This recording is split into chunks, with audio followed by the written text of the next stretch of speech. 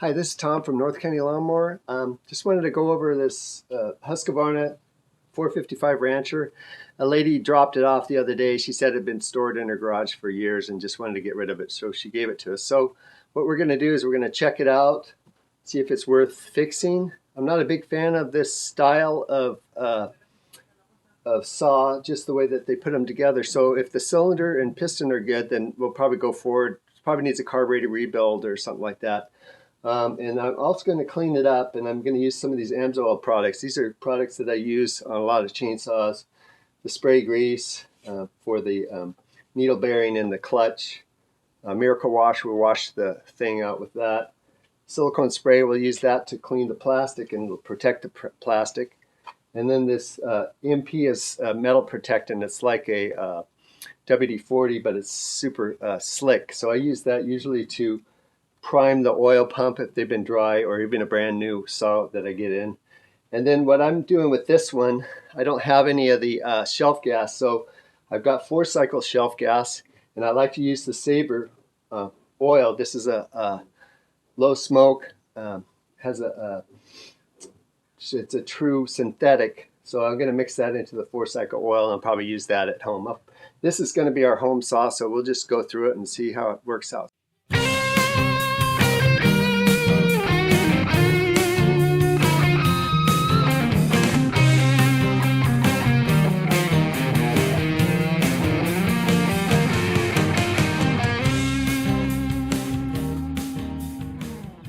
Okay, so what I mentioned in the intro was that I wasn't particularly fond of the style that this Husqvarna 455 Rancher is with the cylinder setup. Basically, this is the cylinder here, and it has 2 rubber gaskets there that go into a plastic type case. Those can leak eventually. And if you have a problem with the cylinder and piston, you gotta like pull the whole case apart and stuff like that. But Husqvarna is not the only one that does that. This is another one of the Husqvarnas of the Pro Saws. So you see here that the cylinder attaches right to the case separately. So there's a cylinder gasket there, so you can replace the cylinder and piston with not much problem. So that's another Husqvarna there, but still has the same thing here. Let's see here, if I get this open here. This is the, let me do this one first. This is the Stihl MS291, similar setup as Husqvarna, except that it uses like a Durco-Seal or RTV cement to close the case together. But it's another one of these where you have to take the whole thing apart, replace the seals at the same time as the cylinder and piston. And then we have the last but not least, this is similar to the Husqvarna 562, it's the MS261. It has a separate cylinder and with the case, so we got your cylinder gasket and your separate head and piston. Anyways, that covers that. Let's get into the checking out this saw. So I'll bring it over. Okay, now the first thing I want to do with this saw is take the cover off, take the spark plug out, and kind of take a look inside the spark plug hole to see if I see any scratches or anything that would indicate that the cylinder is scored. But another indication of compression that you can do on anything is pretty much just see if it holds itself by holding the starter rope. So I'm going to go ahead and try that. This compression release is pulled out, so it's not on. So let's see here. Let's make sure that thing's out.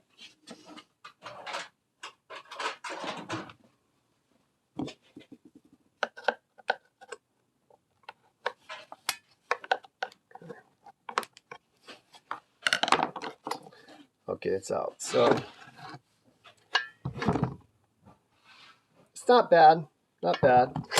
We'll take it apart and check out the spark plug. So this is just a regular Phillips screwdriver, or a regular screwdriver, kind of a dual purpose screw. I mean, the main thing that you want to check out, to check to see if a 2-stroke is running, there's three things: compression, spark, and fuel. If it doesn't have any of those, then, or one of those is missing, then you're not going to get something running. So that's usually what I check. So I'm going to go ahead and take the spark plug out. Spark plug wrench here.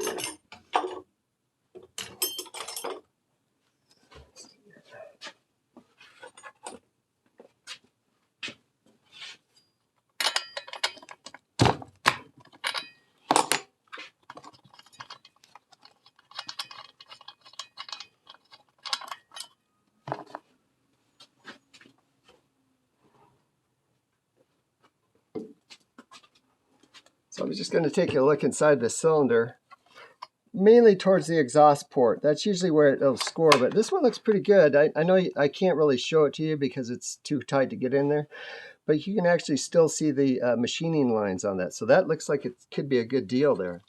So this might be a good saw once I get it running again. So next I'll check the compression. Okay, now I got this compression tester. I'm going to go ahead and screw it in the spark plug hole since the spark plug's already out. And I already did put a little bit of fuel and gas in there just to lube up the piston, you know, so I'm not pulling a dry piston and cylinder, just to give it a real check here. Make sure that the compression release is out there. You screw that in. I just screw it in about hand tight. And I'm going to try to pull it on here. We'll see how that works out, but just leave it on off.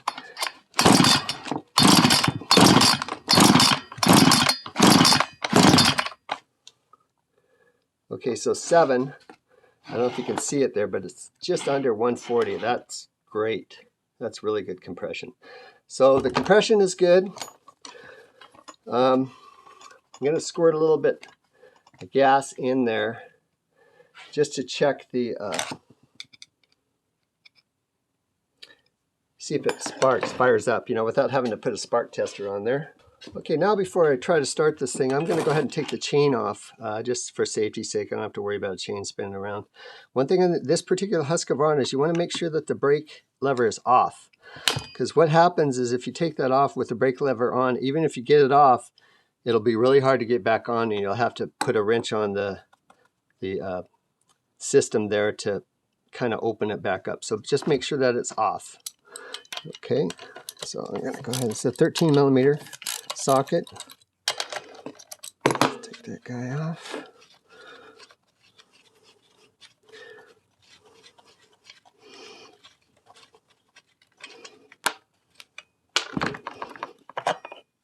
Yeah, and you can kind of see it here.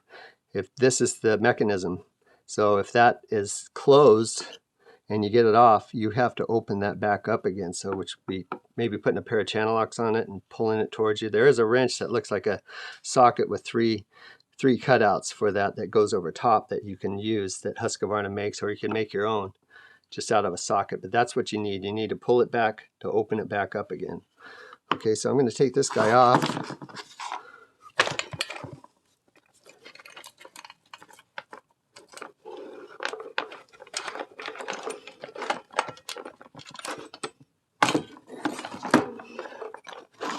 Move the chain up.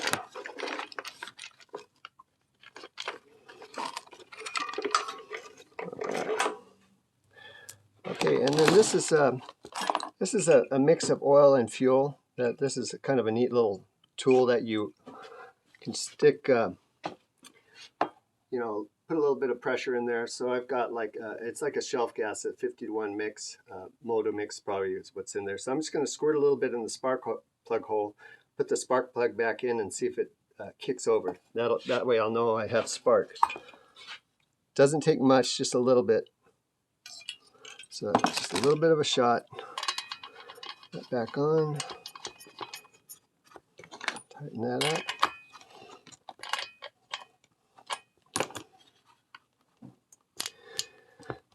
And then we'll go over here and I'll try to start it a little bit. Let me see if I can swing this around.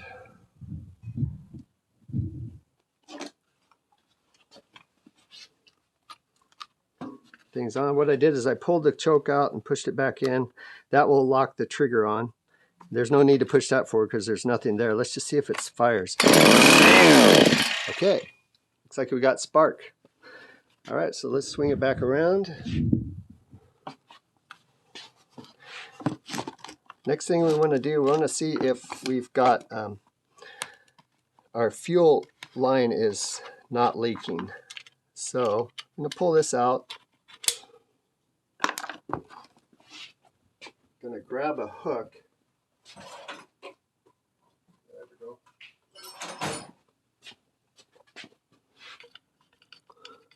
Hook the fuel filter here. I did put a new one in recently, so I'm going to pull this off. Then I just pump up just a little bit. I got this adapter here that you can just push in there. Just pump it up a little bit, see if it holds. Oops, it's on vacuum.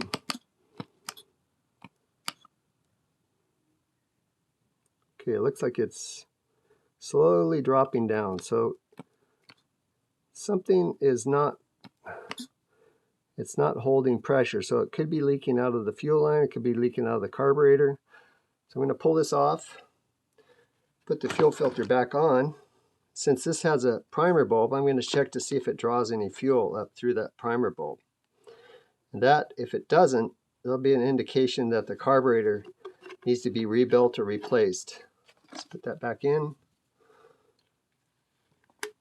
So we got our spark, we got our compression.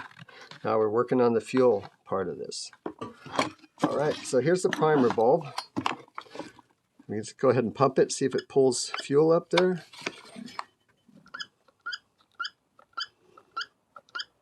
Okay, it's not pulling any fuel up. The lines are connected. What happens is the fuel line comes from the bottom of the tank, goes into the bottom of the carburetor, and then it comes out of the top of the carburetor into this primer bulb, and then it should return back into the fuel tank, but it's not doing anything there. So that's not working.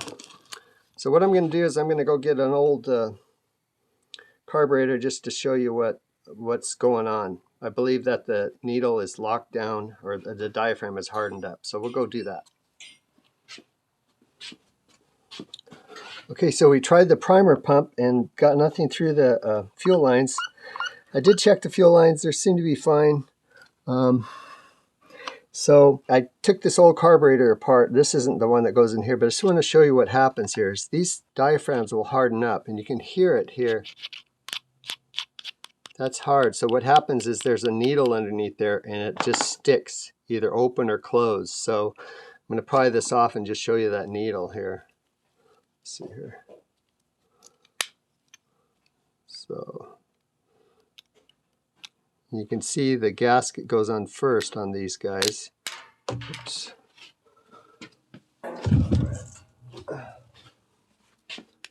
And this is the needle here. So this needle has to move up and down. Lots of times when the gaskets harden up, it'll stay closed, or open or closed. So this is closed, this is the needle there, and then that's open. Now since this thing is so hard, it's not moving at all. You can hear it. Very stiff. So what I'm going to do is I'm going to order a rebuild kit for the carburetor for this saw. I don't have one in stock. So we'll have to get to that later.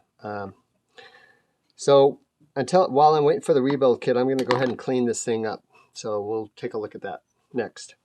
So if you're interested in any of the Amsoil products, my dealer number is 305-985-71. So if you go to amsoil.com, you can punch that number in, and you can actually become a preferred customer and earn up to 25% off. Or you can, if you're interested in being a dealer, you can go to the dealer sign-up page.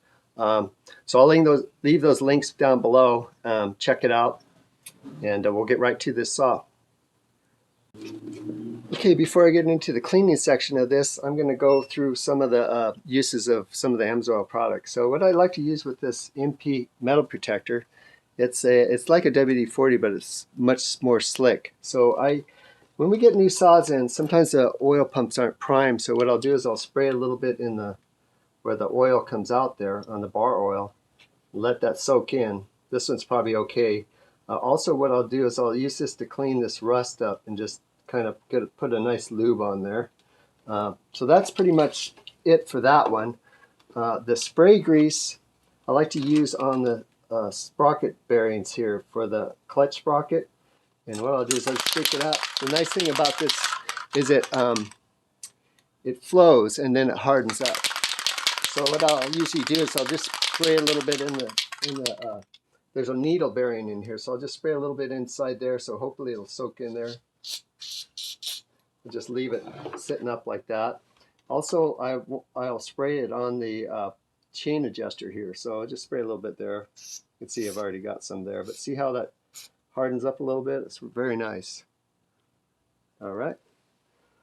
So that's pretty much it for the spray grease. You can use these on wheels, on lawnmowers and stuff like that. So that's pretty much it. So I'm going to put some of this metal protectant on here. Like that on there a little bit. So there's a little bit of rust. Just want to protect it. Not going to take it off.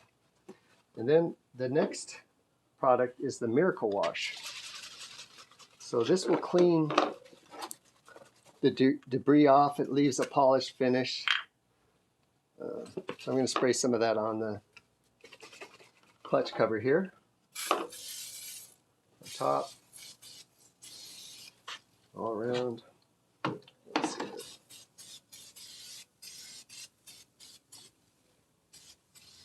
This. Front a little bit.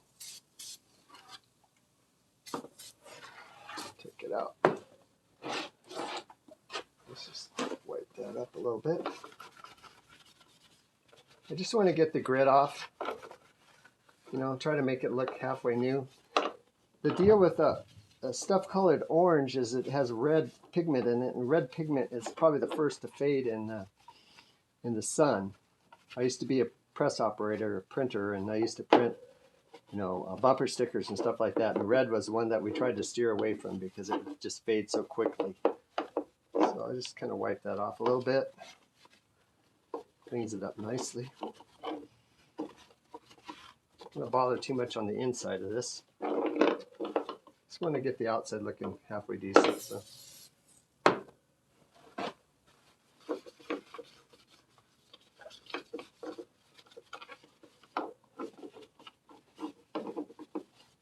That's nice. Oh, that's it, see? So that cleans off that weathered look. Put a little bit more on there.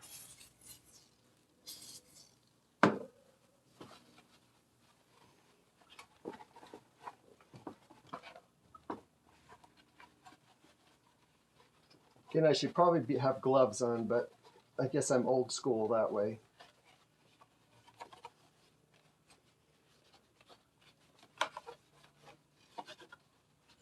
I'll show you my other secret weapon here. I like to use Q-tips a lot for small spaces.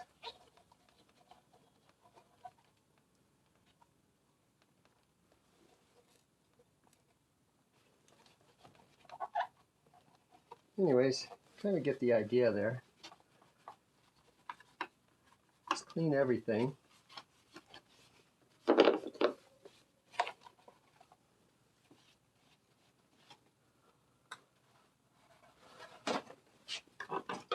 Another thing I wanted to mention on these Husqvarnas is this plate here. You can tell what year your Husqvarna is by this plate here. This particular one says 08, and then there's the serial number. So it was made in 2008. That's how you can tell when you need to get parts and stuff like that. You need those numbers.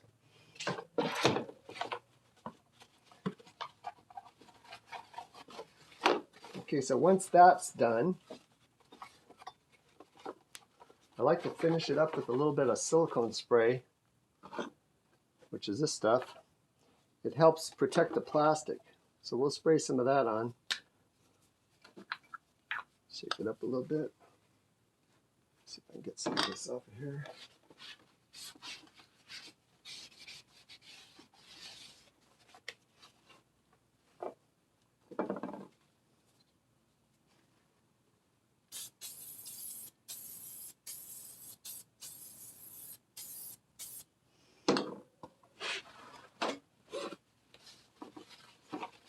Makes it nice and slick. So hopefully that'll help it protect it from the elements.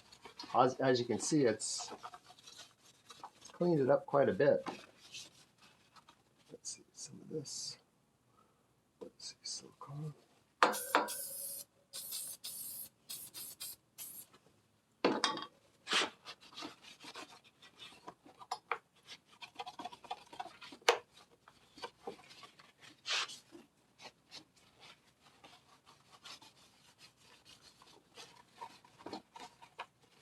lines it up nicely.